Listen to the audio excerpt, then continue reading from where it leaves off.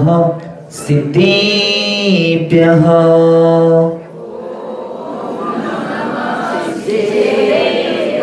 ॐ नमः सिद्धेभ्यः।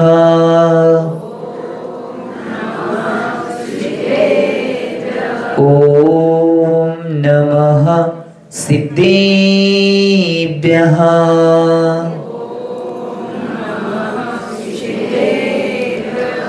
सत्त्वेषु मैत्रीं गुणेषु प्रमोदं क्लिष्टेषु जीवेषु कृपापरत्वं माध्यस्थभावं विपरीतवृत्तो सदा ममात्मा विदधातु देव।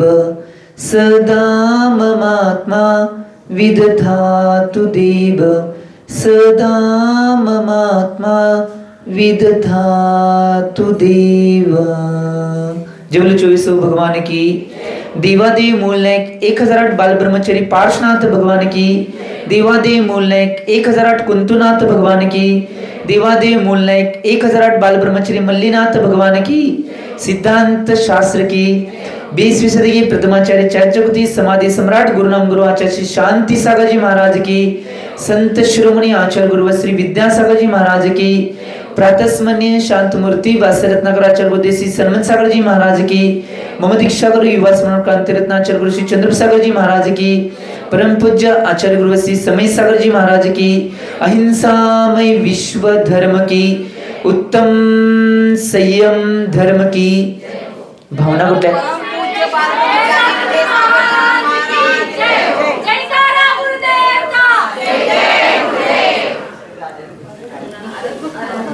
भविजी हो। आज सकाळच्या सत्रामध्ये अर्हत भक्ती भावना आणि उत्तम संयम धर्म आपण ओवाळला। अतिशय भक्तिभावपूर्वक अतिशय उत्साहानं ही भावना आणि तो धर्म आपण ओवाळला। आणि आजच्या दिवसामध्ये आपण उत्तम संयम धर्म ओवाळलेला आहे। बऱ्याच जणांनी आता सांगितले इथं की उत्तम संयम काय आहे। आचार्य भगवंत पूजपाद स्वामीजी सर्वार सिद्धीजी या ग्रंथामध्ये उत्तम संयमाचं प्रकटीकरण करत असताना संयम काय आहे हे सांगत असताना सांगतात, प्राणेंद्रियेष्व शुभ प्रवृत्तिर्विरती इति संयमः। तर आचार्य भगवंतांनी म्हणलेलं आहे की जीवनामध्ये प्राणी संयम आणि इंद्रिय संयम या प्राण्यांच्या वधापासून आणि इंद्रियाच्या प्रवृत्तीपासून विरत होणे याला आचार्य भगवंतांनी संयम म्हणलेला आहे। याचा अर्थ काय आहे? याचा अर्थ आहे इंद्रियांना 100% ताब्यात ठेवण्याचा प्रयत्न आणि पुरुषार्थ करणे। आणि जो प्राण्यांचा वध मन वचन कायानं होतोय, कृतकार्य अनुबंधेनं होतोय, त्याला रोखण्याचा पुरुषार्थ करणे याला आचार्य भगवंतांनी उत्तम संयम असं म्हटलेलं आहे। पहिल्या दिवशी आपण बघून आलोय की उत्तम हे विशेषण लावले ते सम्यक या अपेक्षेने लावलेलं आहे।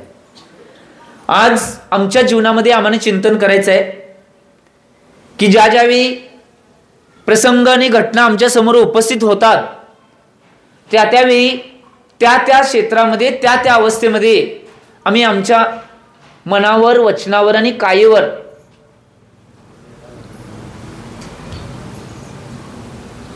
प्रत्येक गोष्टीच्या बाबतीत दबाव टाकून संयमाला पालन करणे उत्कृष्ट संयम आहे। एक बरेच दिवस झाला आपण ऐकलोय की प्राणी संयमाच्या बाबतीत आपण ऐकले की एक गोष्ट लक्षात घ्या, प्राणी संयमाच्या अवस्थेमध्ये आपण ऐकलं होतं की जेवढ्या जेवढ्या जीवांच्यावर वात्सल्य करून आणि दया आम्हाला दाखवता येईल तेवढं दाखवण्याचा प्रयत्न आणि पुरुषार्थ करा। तेवढ्या प्रमाणात संयमाची वृद्धी तुमच्या अंतरंगात होत जाणार आहे। आणि इंद्रिय संयमाच्या बाबतीत आपण बऱ्याच दिवस झालं बघालोय की मी कायमस्वरूपी सांगतोय, आचार्य भगवंतांनी ग्रंथात सांगितले, काय सांगितले, एक एक इंद्रियांच्या अधीन गेल्यानंतर बऱ्याच प्राण्यांनी आपला जीव गमावलाय। आठवते का तुम्हाला? बऱ्याच जणांना आठवत असेल, बऱ्याच जणांना आठवत असेल, नवीन आहेत त्यांना सांगतो सुना. स्पर्शेंद्रियाच्या अधीन होऊन हत्ती जो प्राणी आहे तिर्यंच्या गतीतील, तो हत्ती आपलं प्राण गमावतो किंवा आयुष्यभर दुसऱ्याच्या अधीन राहतोय. तुम्हाला माहित असेल, हत्तीला जर पकडायचं असेल किंवा त्याला वश करायचं असेल तर काय करतात, जंगलामध्ये एक 10 बाय 10चा मोठा खड्डा काढतात. त्याच्या खड्ड्याच्या पलीकडे एक हत्तीचं चित्र लावतात. ते 3D असते आणि त्या जो डबरा खड्डा काढलेला असतो त्याच्यावर कुजलेले वासे आणि पाला पाचोळा टाकला जातोय.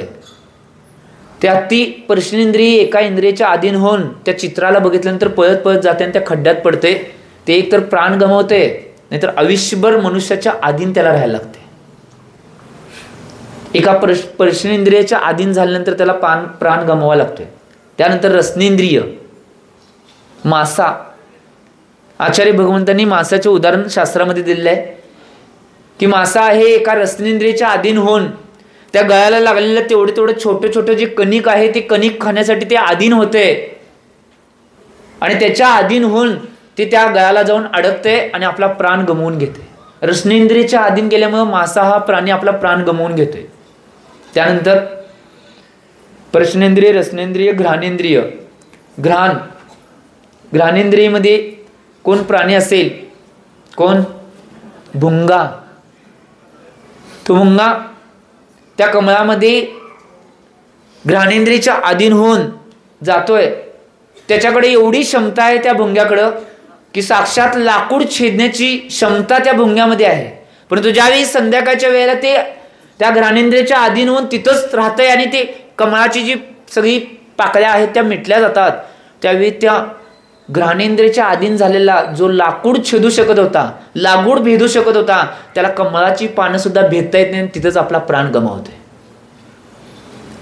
चक्षुंद्रिय, लाईट किड्याचं उदाहरण आचार्य भगवंतांनी ग्रंथात दिले की लाईट किडा आहे, तो लाईट किडा चक्षुंद्रियाच्या अधीन होऊन सारखं त्या मरकुरीवर जाऊन त्या मरकुरीला टच करण्याचा प्रयत्न, कारण की चक्षुंद्रियाच्या अधीन एवढा झालेला असते आणि एकदा ते असं चिटकते त्या मरकुरीला चिटकल्या तिथं जळून खाक होते. एका चक्षुंद्रियाच्या अधीन झाल्यानंतर तो आपला प्राण गमावतो. आणि घ्राणेंद्रिय, हरण नावाचा प्राणी आहे, बरोबर? कुठलं? हुशार. कर्णेंद्रिय. तर कर्णेंद्रियाच्या अधीन होऊन तुम्हाला माहिती आहे हरणाला पकडण्याची पद्धत, एका झाडाखाली एक झाडाच्या सोड्या साईडला नाही एक सापळा रचला जातोय आणि सापळ्याच्या पलीकडे झाडाच्या तिथंच एक सुमधुर संगीत लावले जाते. ते संगीत ऐकल तसं ते हरण त्या दिशेनं संगीत जिकडं वाजायला तिकडच्या दिशेनंच जाते आणि बरोबर जिथं सापळा लावलं असते त्या सापळ्यामध्ये त्याचे पाय पडतात आणि ते तिथंच अडकते आणि आपल्या प्राणाला त्याला गमवावं लागते. ही झाली कहाणी. आचार्य भगवंतांनी सांगितल्या की एका इंद्रियाच्या अधीन झालेले हे प्राणी आपला प्राण गमवतात किंवा कायमस्वरूपी माणसाच्या अधीन होतात. परंतु पृथ्वी तलावर एक व्यक्ती असा आहे, एक प्राणी असा आहे की तो सगळ्या इंद्रियांच्या अधीन असतोय. कोण? मनुष्य प्राणी असा आहे की हे प्राण्यांची उदाहरणं मी ऐकताना मला चांगलं वाटलं, कधी कधी काय जणांना वाईट वाटलं की हे प्राणी किती मूर्ख आहेत की एका इंद्रियाच्या अधीन आपलं प्राण गमवतात. परंतु एक प्राणी असा आहे, मनुष्य नावाचा प्राणी आहे, तो या सगळ्या इंद्रियांच्या अधीन होतोय. मग आम्हाला किती वेळा प्राण गमवावा लागेल? किती वेळा प्राण गमवावा लागेल याचं चिंतन जीवनामध्ये करणं आवश्यक. एक गोष्ट लक्षात घ्या, जेवढ्या प्रमाणात आम्ही आमच्या जीवनामध्ये जेवढ्या प्रमाणात संयमाचं पालन करेल तेवढ्या अंतरंगामध्ये आमच्या विशुद्धी वाढणार आहेत आणि तेवढ्या गोष्टी आमच्या सॉल्व्ह होणार आहेत, सुटणार आहेत. आम्ही ते करायला पाहिजे, करत नाही. किती काय झालं, जरा काय कोण बोललं चालू का सहन करू महाराज, आम्ही काही सहन करणार नाही. परंतु एक गोष्ट लक्षात घ्या, सहन जर केला नाही तर घात कोणाचा होणार आहे? तुमचाच. आणि सहन केला तर उद्धार कोणाचा होणार आहे? हुशार. याचा अर्थ आहे जेवढ्या प्रमाणामध्ये होईल तेवढा आम्ही सहन करणं आवश्यक आहे. ही गोष्ट सगळ्यात महत्वाची आहे. एक गोष्ट लक्षात घ्या, की आम्ही आमच्या जीवनामध्ये, आता समजा कोण व्यक्ती आहे, तो व्यक्ती येऊन तुम्हाला पटपट पटपट पट बोलला जास्त, तुम्ही बोलल्यावर ग बसताय वे, ते 4-5 बोलला तर तुम्ही 100 बोलताय, परंतु त्यावेळी शांत बसा, काही होणार नाही. आचार्य सन्मत सागर महाराज एक उदाहरण कायम सांगायचे. स्वामी विवेकानंद एकदा रस्त्यावरनं जात होते आणि एक त्यांची कुचेष्टा करणारा एक व्यक्ती होता आणि तो व्यक्ती स्वामी विवेकानंद त्याच्या जवळ आला आणि जवळ आल्यानंतर स्वामी विवेकानंदांना एवढ्या जोरजोरात शिव्या देऊ लागला. स्वामी विवेकानंद परंतु शांतपणे ऐकतच तसं राहिले आणि तो व्यक्ती शिव्या देऊन झाल्यानंतर आता शांत ऐकत राहिले, तरी सुद्धा त्याने शिव्या द्यायची थांबवल्या, शिव्या दिल्या आणि परत दमल्यावर थांबला आणि तिथनं जात होता. त्यावेळी स्वामी विवेकानंद आपल्या खिशातनं 10 रुपयाची नोट काढतात आणि त्या माणसाला म्हणतात, ही तुला 10 रुपये बक्षीस घे शिव्या दिल्याबद्दल. मला काय नको, मला काय नको. आणि ते स्वामी विवेकानंद मला काय नको म्हटलं तर ते 10 रुपये घेतात आणि खिशात ठेवतात आणि तो पुढे माणूस चालायला चालू करतोय. स्वामी विवेकानंद हळूच पडदेशी पुढे जातात आणि त्याच्या पुढे तो वरतात म्हणतात, मगाशी मी तुला 10 रुपये दिलेले दे की. आता आणि तो क्रोधित होतोय, बघा 10 रुपये तुम्हाला दिले आणि तुम्ही खिशात वाटलाय की बघा काढून. स्वामी विवेकानंद म्हणतात, होय आहेत. स्वामी विवेकानंद काय म्हणतात, उत्तर देतात त्याला, जसं मी 10 रुपये दिलेले तू घेतला नाहीस, ते मलाच परत तसे मिळाले, तू स्वीकारले नाहीस, तसं तू दिलेल्या शिव्या मी घेतल्या नाहीत.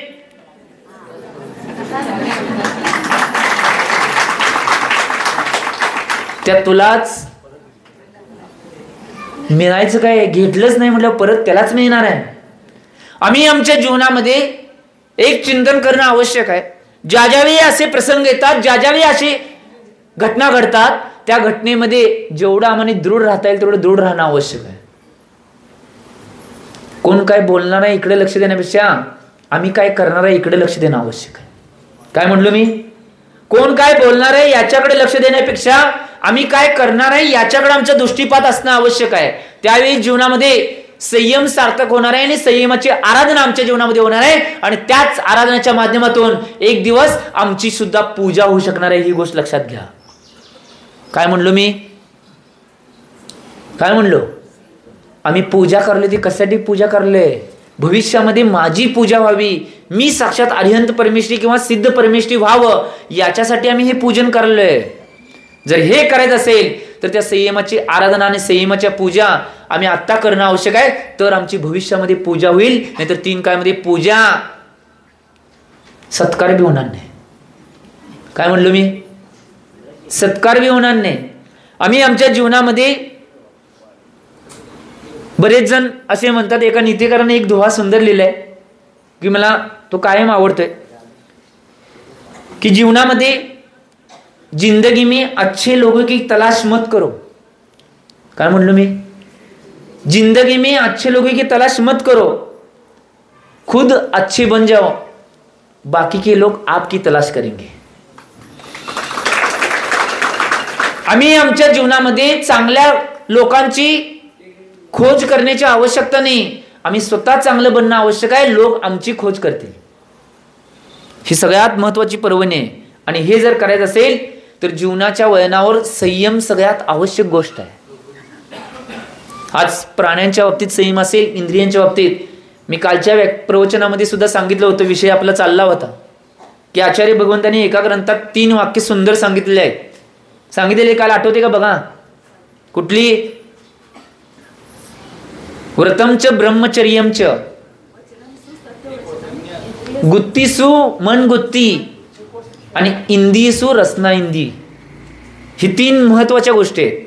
आज सुद्धा तोच विषय आलाय की जीवनामध्ये जर आम्हाने आमच्या अंतरंगाला आणि सगळ्याला जिंकायचं असेल आणि कल्याणाचा मार्ग जर आम्हाने साधायचा असेल तर या 3 गोष्टी महत्वाच्या आहेत. जे 5 व्रत आहेत, अनुव्रत असतील अथवा महाव्रत असतील, त्यामध्ये ब्रह्मचर्य अनुव्रताचं किंवा ब्रह्मचर्य महाव्रताचं काटेकोर पालन करा. सगळ्या व्रतांना तुम्ही जिंकू शकताय. सगळ्या 5 व्रतांचं पालन तुमच्या जीवनात तुम्ही करू शकताय. 3 गुप्ती आहेत, त्या गुप्तींचं जर पालन करायचं असेल, मन गुप्ती, वचन गुप्ती आणि काय गुप्ती. मन गुप्तीला तेवढं जिंका, बाकीच्या गुप्ती आपाप तुम्हाला गुप्त होतात. आणि तिसरं आहे, इंद्रियांना जर जिंकायचं असेल, एका रसना इंद्रियाला जिंका. 5 इंद्रियांना जिंकण्याची क्षमता तुमच्यामध्ये आहे. एक रसना इंद्रिय अशी आहे की ती सगळं करायला लावते, ती काय सोडत नाही. तुम्हाला माहिती, मी सांगण्याची आवश्यकता नाही. रसना इंद्रिय, त्यामुळे त्या रसना इंद्रिय जिंकण्याचा पुरुषार्थ करा. आज बरेच जण म्हणतात की आम्ही आमच्या जीवनामध्ये प्रत्येक गोष्टी साधना बाकीच्या गोष्टी करत असताना कोण किती काय म्हणलं तरी आम्ही आमचा धर्म, आमची आराधना, आमची भक्ती आणि आमची साधना ही 3 काळात कधी सोडता कामा नये. बरेच जण मला बरेच दिवस झालं म्हणालेत, महाराज कुठं कशाला केलाय, हे केलाय, ते केलाय, अमुक केलाय, काय काय म्हणलेत. आता तुम्हाला माहिती आहे, एक गोष्ट लक्षात घ्या, हा जो दशलक्षण आणि षोडशकरण महापर्व आहे, तो महापर्व एक महापर्वणी आहे. आमची साधना, तप आणि आराधना आणि भक्ती करण्याचा एक महापर्व आहे. जेवढा म्हणे लुटता येईल पुण्य, जेवढे कर्माची निर्जरा करता येईल तेवढं करण्याचा प्रयत्न आणि पुरुषार्थ आमच्या जीवनामध्ये करणं आवश्यक आहे. आज बऱ्याच व्यक्तींना त्यांच्या घरामध्ये महाराजांचा आहार झाल्यानंतर त्यांना बऱ्याच व्यक्तींना वाईट वाटते, महाराजांनी काही घेतलं नाही. परंतु एक गोष्ट लक्षात आहे, असे कोण व्यक्ती म्हणणार आहेत त्यांना आहार दिलेलं पुण्य लागणार नाही, ही गोष्ट लक्षात घ्या. का सांगालोय, उलट तुमच्या घरामध्ये येऊन जर महाराजांनी साधना आणि त्याग जर केला तर तुमच्या घराला पुण्य जास्त आहे, ही गोष्ट लक्षात घ्या. कारण की ज्या दिवशी महापर्व आणि साधनेचा पर्व चालू आहे त्यावेळी महाराजांचा आहार घरात होणे ही सगळ्यात मोठी पर्वणे, ही किनीवाल्यांना आता मिळायला लागल्या सगळ्यात आनंदाची बाब आहे. एक गोष्ट लक्षात घ्या, आम्ही याचं चिंतन करणं आवश्यक आहे. कारण की आचार्य सन्मतसागर महाराज कायम म्हणतात की श्रावकांनी चौक्यामध्ये जास्त पदार्थ केल्यानंतर त्यांना जास्त पुण्य, आणि महाराजांनी चौक्यामध्ये जास्त पदार्थ त्याग केल्यानंतर महाराजांना पुण्य. काय म्हणलो मी, आचार्य सन्मतसागर महाराज कायम म्हणायचे, चौक्यामध्ये श्रावकांनी जेवढ्या जास्त पदार्थ करतील तेवढं जास्त पुण्य तुमच्या खात्यावर आहे, आणि महाराज जेवढे चौक्यामध्ये जास्त त्याग करतील तेवढं महाराजांना पुण्य आहे. मग आमचं पुण्य आम्ही मिळवतो, तुमचं पुण्य काय म्हणलो मी, कळलं. एक गोष्ट लक्षात घ्या, आचार्य सन्मतसागर महाराज एक अनेक गोष्ट सांगत होते. आम्ही ज्यावेळेस स्वाध्यायाला बसायचं त्यावेळी स्वाध्यायाला कायम सांगायचे महाराज, पुण्याच्या उदयामध्ये पंचपक्वान तुम्हाला मिळाल्यात, पण पुण्य खर्ची करताना जपून करा महाराजजीनो. सन्मतसागर महाराज म्हणायचे, आणि सत्य आहे, पंचपक्वान तुमच्या पुढ्यामध्ये आहारामध्ये आहेत, ते सगळे पंचपक्वान तुमच्या पुण्याच्या उदयाने मिळाल्यात. सगळंच पुण्य रोजच्या रोज खर्च केला तर खात्यावरलं पुण्य संपल्यावर काय होणार आहे, परत खायला बी मिळणार नाही. मी म्हणलं नाही, सन्मतसागर महाराज म्हणायचे. आणि आता जर जपून जपून जर पुण्य खर्च केलं तर कायमस्वरूपी व्यवस्थित रूपानं, कायमस्वरूपी आम्हाला व्यवस्थित आमची मोक्षाची आणि शिवपदाची किंवा सिद्धत्व पदाची आराधना करायला कायमस्वरूपाने आम्हाला स्थान मिळेल. ही गोष्ट आमच्या जीवनात आम्ही लक्षात घेणं आवश्यक. म्हणून संयम महत्वाचा आहे. म्हणून आमच्या जीवनामध्ये आम्ही आता तुम्हाला तर परवणे 4 महिन्यामध्ये तुम्ही संयम भरपूर करलाय. कारण की नियम पेटीच्या माध्यमातून रोज जवळजवळ 200 ते 250 जण पाठशाळेपासून मोठ्या माणसांच्या पासून म्हाताऱ्या माणसापर्यंत त्या नियमपेटीतला रोज एक नियम घेतात. हा रोजचा एक संयम आहे. रोज एक 24 तासासाठी नियम पाळणे. कुणाला मोबाईल त्याग येतोय, कुणाला रस त्याग येतोय, कुणाला काय येतोय, वाहन त्याग येतोय, परंतु 24 तासासाठी त्या गोष्टीचं तुम्ही पालन केला, निश्चित रूपानं तो नियम भविष्यामध्ये तो नियम तुमच्या केवळ ज्ञानाला कारणीभूत ठरणार आहे. ही गोष्ट लक्षात घ्या. तो एक नियम तुमच्या भविष्यातील केवळ ज्ञानाला कारणीभूत ठरणार आहे. एक नीतिकाराने सुद्धा एका ठिकाणी सुंदर धुवा लिहिलेला आहे. ते म्हणतात, घुटनों के बल पर चलते चलते पाव खड़े हो जाते हैं, घुटने के बल पर चलते चलते पाव खड़े हो जाते हैं, आज के छोटे छोटे नियम एक दिन महाव्रत बन जाते हैं. आम्ही आमच्या जीवनामध्ये चिंतन करणं आवश्यक आहे. आज जर आम्ही छोट्या छोट्या नियमांना पालन केलं आणि आमच्या अंतरंगाला जर सवय पडली की हा संयम मला पालन करायचा आहे, पालन करायचं आहे, पालन करायचं आहे, आणि असे बरेच नियम वाढत वाढत गेले तर एक दिवस आम्ही अरिहंत पदाची प्राप्ती करायला वेळ लागणार नाही. ही गोष्ट लक्षात घ्या. आम्ही त्याचं पालन जेवढ्या रूपात करता येईल तेवढं करणं आवश्यक. एक आचार्य महाराज एक उदाहरण सांगायचे. एवढा संयम पाहिजे तुम्हाला. प्रगतीशास्त्रीने एक सूत्र दिले की संयमाचं काय सूत्र दिलं? इग्नोर आहे ना. मग तुम्ही ते अनुभवलं बी आजच्याला. तर ते सूत्र कुणाचं आहे माहिती आहे? ते सूत्र ओरिजिनल परमपूज्य गुरुदेव समर्थ स्वामीजींचं सूत्र आहे, ज्यांनी 18 गुरुकुलांची स्थापना केली.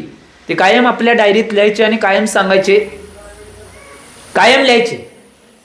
सगळ्यात महत्वाचं सूत्र आहे ते. कायम इंग्लिशमध्ये आणि सगळ्या गोष्टीमध्ये सांगायचे की एक गोष्ट लक्षात घ्या, कोण व्यक्ती जर वाईट कितीही तुमच्यावर वागत असेल, चुकीच्या घटना करत असेल, तर त्या व्यक्तीला दुर्लक्षित करा, काही करण्याची आवश्यकता नाही. काय म्हणायचे?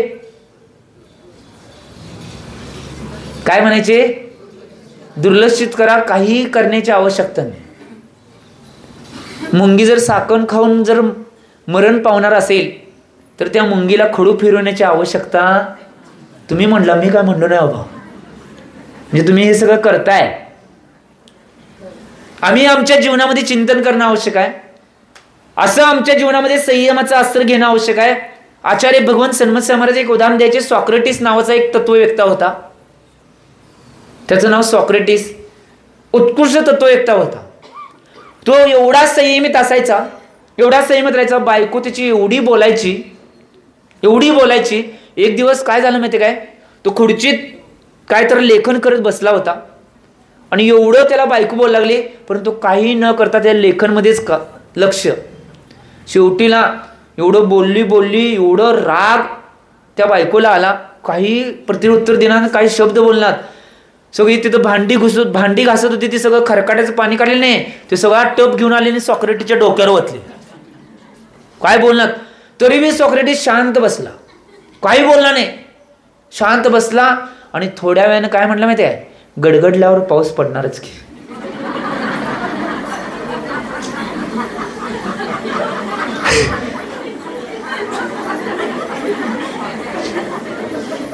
आम्ही जीवनामध्ये एक जर सूत्र हे घेतलं, ज्यावेळी अशा घटना घडणार आहेत त्यावेळी संयमाचा बांध कधीही तुटून द्यायचा नाही.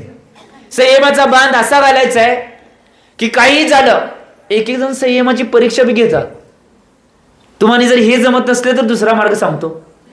मार्ग लिहि आमच्याकडं, वाटाली. आचार्य सन्मत महाराज सांगायचे, दुसरा एक तत्ववेत्ता असा होता, जर घरात भांडण झालं तो घरच सोडायचा. एक डोक्यावर हॅट घालायचा, ती गोल हॅट असते ना पहिली, तुम्हाला माहिती आहे, गाणं म्हणायला लावू नका. ती हॅट घालायची गोल, आणि हॅट घालून तो बाहेर जायचा निघून. घरात वातावरण तापले की, आणि काय करायचं, एक गल्ली फिरून यायचं. पहिला कुठली जाऊया? आमच्या काव्याची गल्ली. हा, पहिला इथनं जातो, असं इकडे येतो. पहिल्या गल्लीतनं आम्ही आलो, फिरून आला की नाही काय करणार माहिती, ती हॅट काढणार आणि बायको आज स्वयंपाकघरात नाही, स्वयंपाकघरात जोरात फेकणार. जोरात फेकल्यानंतर बायको जर चिडलेली असते ती हॅट घेणार आणि परत बाहेर जोरात फेकणार. आता ओळखणार, अजून चिड आहे, आणि टोपी घालणार. परत इकडं पारशीची गल्ली, एक फिरून यायचं.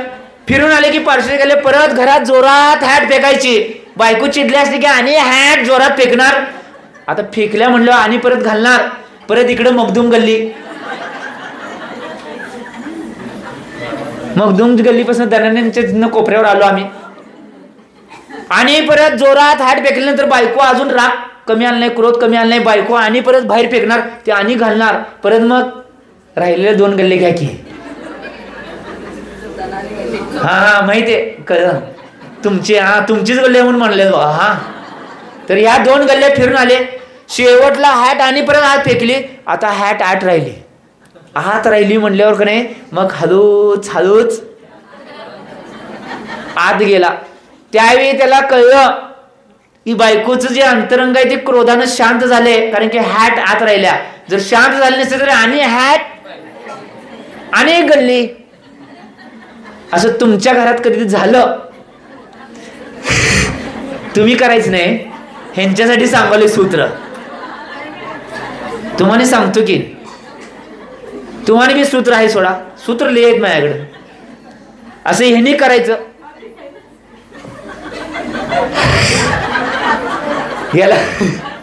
यालाच आचार्य भगवंतांनी संयम म्हणलाय की आम्ही आमच्या अंतरंगाची, आमच्या आत्म्याची आणि दुसऱ्यांची सुद्धा परीक्षा घेऊन या संयमाला एवढ्या अंतरंगात धारण करणं आवश्यक आहे की ते धारण केल्यानंतर तो शांती आणि समाधानाची आणि अनुभूतीची संधी आणि कर्मनिर्णयाची संधी आम्हाला प्राप्त होणार आहे. त्या संधीचं सोनं आमच्या जीवनात करण्याचा प्रयत्न आणि पुरुषार्थ करणं आवश्यक. आणि तुमच्यासाठी कुठली संधी असेल, मी एक उदाहरण सांगते, पुनरावृत्ती उदाहरण आलं बघा. आणि परत एका गावात एक महाराज आलते. कुठले महाराज? तुम्ही झोपत जरी उठला तरी माझंच नाव घेतील. आता कोण तर वरनं पाणी वतलं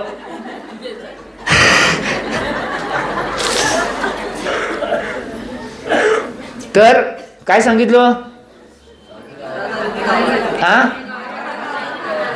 गावात एका महाराज आलते आणि एक महिला महाराजांच्याकडे गेली आणि महाराजांना म्हणली, महाराज आमचे पती लय भांडणं करतात आणि लय मारतात हो, मला काहीतरी याच्यावर उपाय सांगा. लय सोपा उपाय म्हणले महाराज.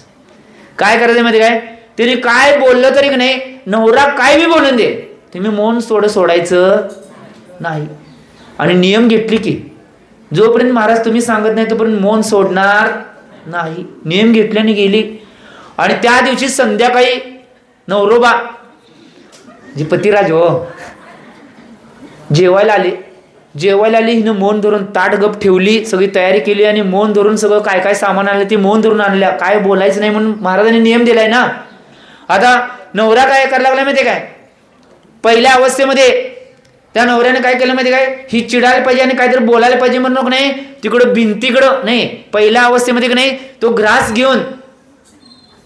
घेऊन का नाही तोंडात न घालता नाकाकडे घालण्याचा प्रयत्न करायला. तिकडं स्वयंपाकघरात नाही येताना बायकोनं बघितलं की बायको मनातल्या मनात काय म्हणते, मनात बोलली नाही, मौन होतं ना, मनातल्या मनात काय म्हणली, नाकात घालून त्यांना डोळ्यात घालून देत की मी काय बोलणारच नाही. महाराजांनी सांगितले ना. मग आता बायको काय बोलले नाहीये, असं करायला असं धरलोय नाकापाशी घास तरी बायको बोले ना म्हणून गप. थोड्या वेळानं बायको काहीतरी आणायला गेली. परत पृथ्वीराजाने अनेक आयडिया काढली. आता भिंतीकडे ताट करून नाही, भिंतीकडे तोंड करून जेवायला. बायको म्हणेल अहो इकडे तोंड करून कशाला जेवायला, गप इकडे सरळ तोंड करून जेवा म्हणल्यावर मग काय करायला येते, भांडण काढले येते म्हणून. बायकोने तिकडं बघितलं स्वयंपाकघरात येत असताना की भिंतीकडे तोंड करून बसले आता जेवायला. बायको काय म्हणत म्हणते माहिती काय? बोलली नाही. काय होतं? हा, बोलली नाही. बायको मनात काय म्हणत्या, भिंतीकडे तोंड करून जेवून नाही, ते भिंतीत जाऊन जेवून द्यात, मला काय, मी काय बोलणार. विदेशाग महाराजांनी सांगितले बोलायचं हुशार. आता बिचारा काय बोल ना, बायको गप हळूच फिरला. चालू झालं. थोड्या वेळानं काय केलं माहिती काय? थोड्या वेळानं आता ताटात काय काय वाढलं होतं का नाही, ही आयडिया गेल्या वेळी सांगितली नव्हती, आता नवीन आहे. जर त्या ताटात सगळं काय काय वाढलेलं का नाही, तर त्या ताटातलं का नाही आता भाकरी आमटीत आणि भाजीत बुडवायची असत्या. हे काय करायला, लोणचं आणि पापड बुडवायला आहे. बायको तिकडनं बघितली की हे करायला. बायको काय म्हणते माहिती आहे, लोणचं पापड बनवून देणार, सगळं मिक्स करून खाऊ द्या, मला काय जाणार आहे, मी काय बोलणार. हुशार, पाठ झालं बघा. एवढं म्हणल्यानंतर आता बायको एवढं झाल्यानंतर काय बोलले नाही म्हटल्यावर गप सगळं नाही भोजन पतिराज केले. आणि भोजन झाल्यानंतर बायको जवळ जातात, बायकोच्या पाया पडतात आणि म्हणतात माझं सगळं चुकलेलं मला क्षमा कर, परंतु माझ्या संग एकदा बोल.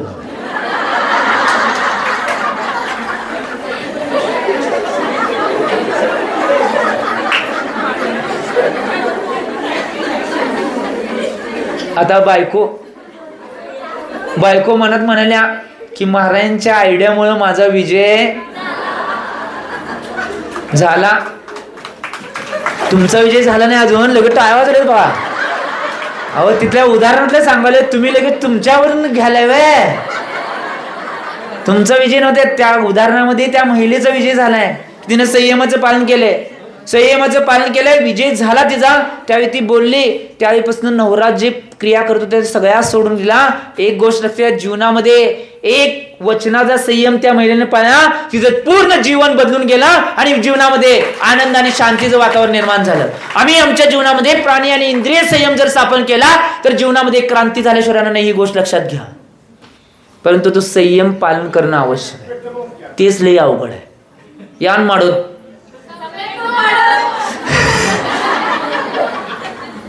आमच्या जीवनामध्ये दुसरं काय करायचं नाही.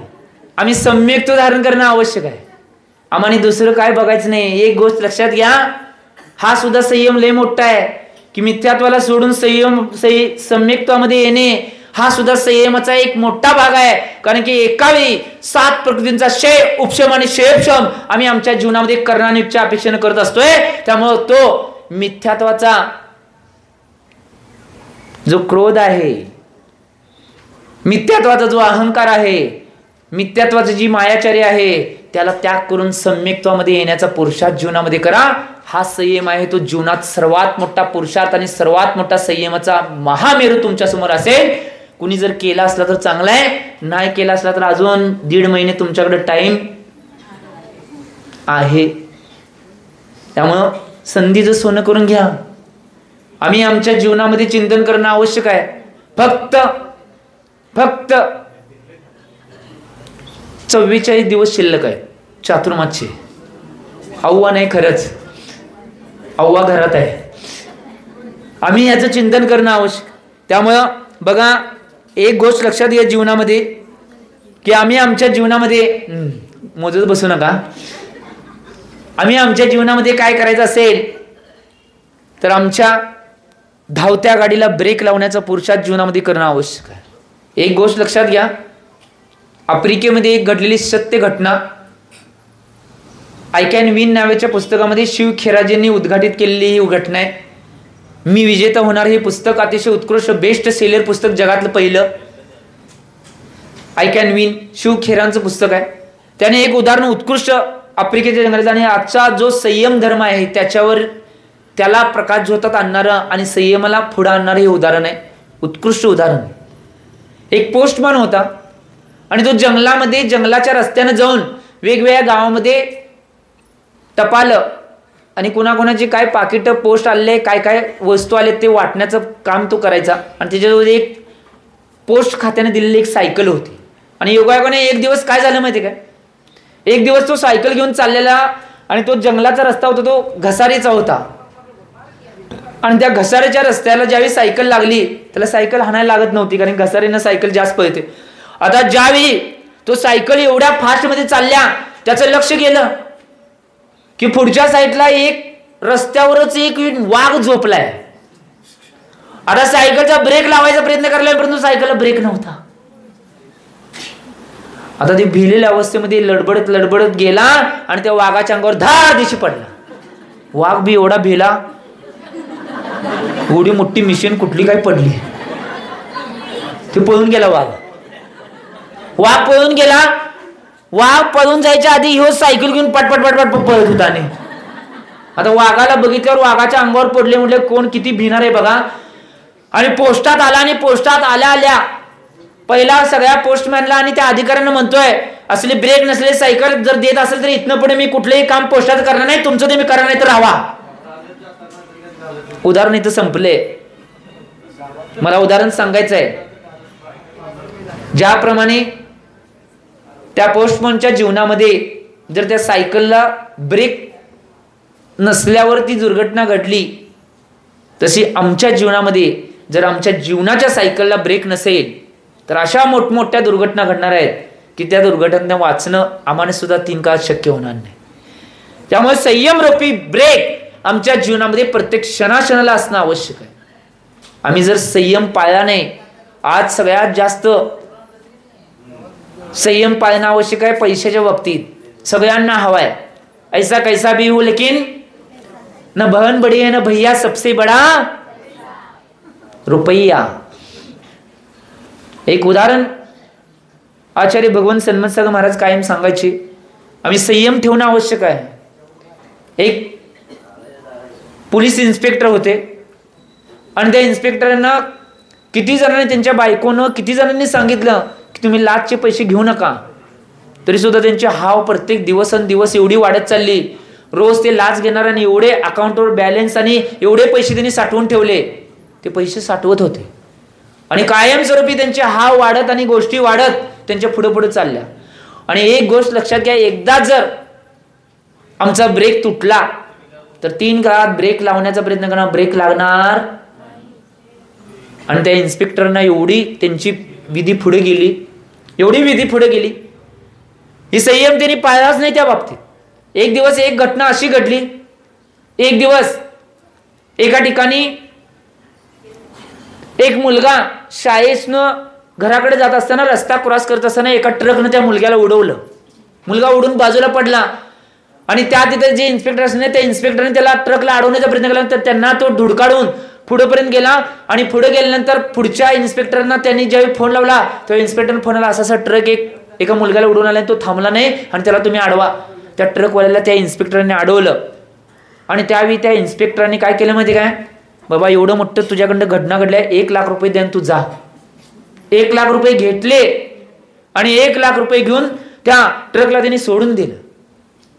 परंतु ज्यावेळी तो इन्स्पेक्टर 1 लाख रुपये घेऊन एवढा आनंदित झालता आणि बायकोकडे गेला, 1 लाख रुपये सगळ्यात मोठी आज लाच मी घेऊन आलो घरात, म्हणून तोवर बायकोचा आरडाओरडा घरामध्ये चालू होता की मुलगा अजून शाळेतनं परत आलेला.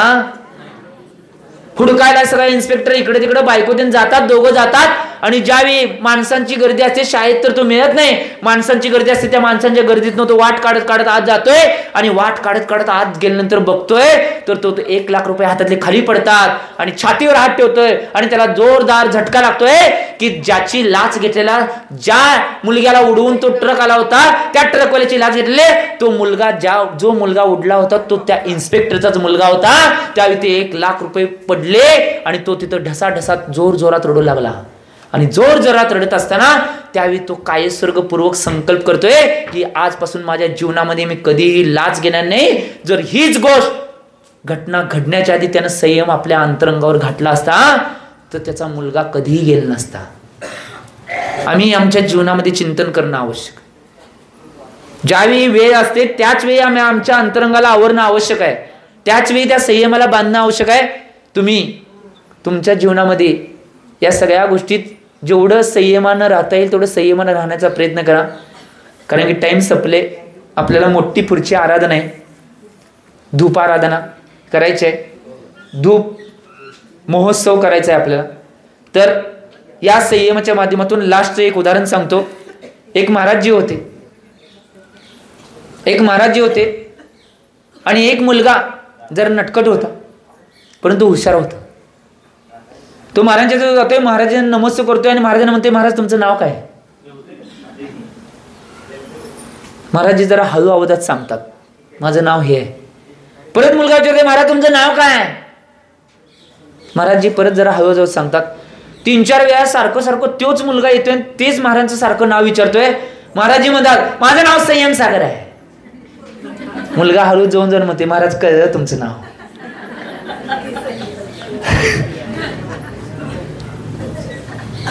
आम्ही जीवनामध्ये प्रसंग असे येतात, त्या प्रसंगाला, प्रत्येक प्रसंगाला सामोरे जाताना अशा पद्धतीने जाणं आवश्यक आहे की त्या प्रसंगामध्ये प्रत्येक समयला आमचा विजय संयमाच्या माध्यमातून होणं आवश्यक आहे. असं व्यक्तिमत्व या दक्षिण भारतामध्ये कोण असेल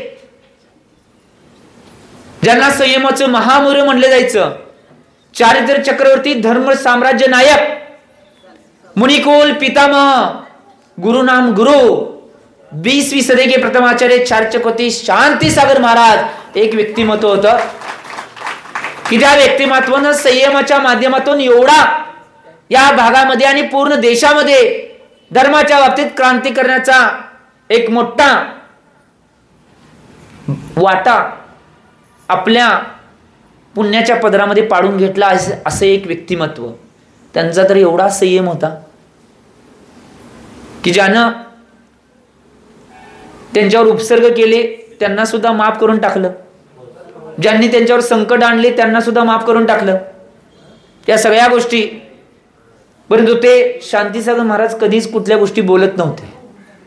अशा घटना झाल्या तर ते मौन राहायचे.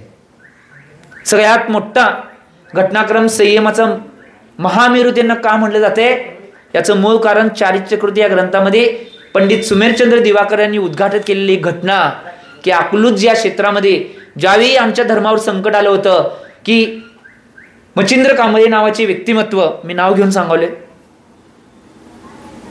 त्यांनी घोषणा केली होती की मी जैन मंदिरामध्ये आम्ही सगळी जी लोक आहे ते प्रवेश करणार आहे आणि आम्हाला कोण अडवते बघूया. त्यावेळी शांतीसागर महाराजांनी ही घटना कळली. त्यावेळी शांतीसागर महाराजांनी सगळ्यांना सांगितलं की तुम्ही कुठला क्रॉस आणि कुठली भांडणं या गोष्टीत पडू नका किंवा त्या व्यक्तीसंग भांडायला मारामारी करून जाऊ नका, संयमानं घ्या. शांतीसागर महाराजांनी त्या दिवशी संकल्पपूर्वक काय सर केला की जोपर्यंत आमच्या धर्मावर आलेले संकट दूर होत नाही तोपर्यंत मी कुठल्याही प्रकारचा अन्नाचं ग्रहण करणार नाही, फक्त पाणी, दूध आणि फळं याचंच ग्रहण करणार आहे, याचंच ग्रहण करणार आहे. आणि त्यांनी काय सर केला, एक गोष्ट लक्षात घ्या, आज एक पदार्थ इकडं तिकडं झाला, बऱ्याच जणांना विकल्प चालू आहे. 1105 दिवस जे संयमाचे महामेरू होते, प्रथमाचार्य शांतीसागर महाराज यांनी 1105 दिवस अन्नाचा त्याग केला. त्यानंतर हायकोर्टचे जजनी त्यांच्या हातात पत्र आणून दिलं की जैनांची जी मंदिर आहेत ती त्यांची स्वतःची संपत्ती आणि स्वतःच्या आरक्षित आहेत, त्याच्यामध्ये कोणी दुसरी अधिकार सांगू शकत नाही. हायकोर्टच्या जजनी त्यांच्या हातामध्ये पत्र, लिखित पत्र आणून दिल्यानंतर त्यांनी रक्षाबंधन दिवशी तो अन्न त्यागाचा नियम 1105 दिवसांचा सोडला.